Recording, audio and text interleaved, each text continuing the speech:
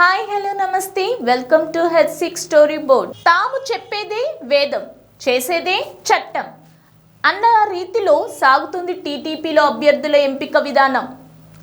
తండ్రి కొడుకులు వేరువేరు జాబితాలు సిద్ధం చేసుకోవడంతో వారి మధ్య సయోధ్య నడవక, మరోవైపు ఎక్కడ జాబితా ప్రకటిస్తే అసమ్మతి నేతలు బయటకు వెళ్ళిపోతారన్న భయంతో ఎక్కడ అభ్యర్థులను ఖరారు చేయకుండా సాగతీత ధోరణి అవలంబిస్తున్నారు.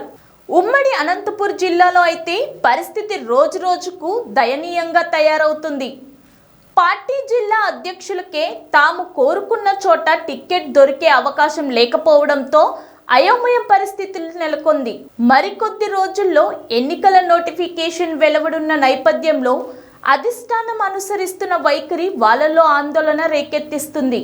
అనంతపూర్ జిల్లాకు కాలువ శ్రీనివాసులు, శ్రీ సత్యసాయి జిల్లాకు బీకే పార్థసారథి అధ్యక్షులుగా వ్యవహరిస్తున్నారు.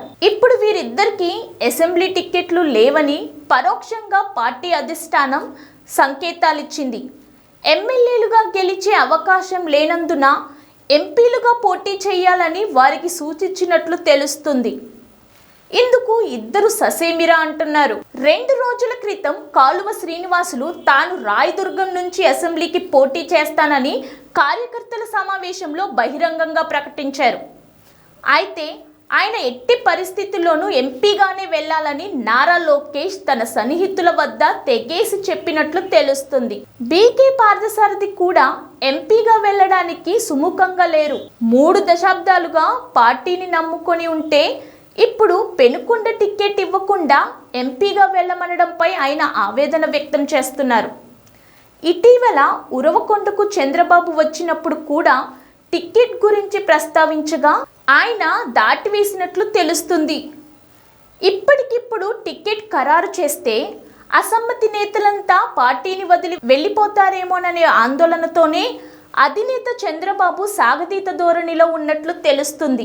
ఇప్పటికే అధికార పార్టీకి చెందిన అభ్యర్థులు దాదాపు ఖరారై ప్రజల్లో విస్తృతంగా పర్యటిస్తుండగా ఇప్పటికీ టీడీపీలో అభ్యర్థులు ఎవరో తేలకపోవడం విశేషం. తాడిపత్రి, హిందూపురం, ఉరవకొండ మినహా మిగతా 11 సెగ్మెంట్లలోనూ అభ్యర్థి ఎవరనేది తెలియని పరిస్థితి నెలకొంది. అనంతపూర్ అర్బన్ టికెట్ పొత్తులో భాగంగా జనసేనకు ఇవ్వచ్చనే ప్రచారం కూడా జరుగుతుంది.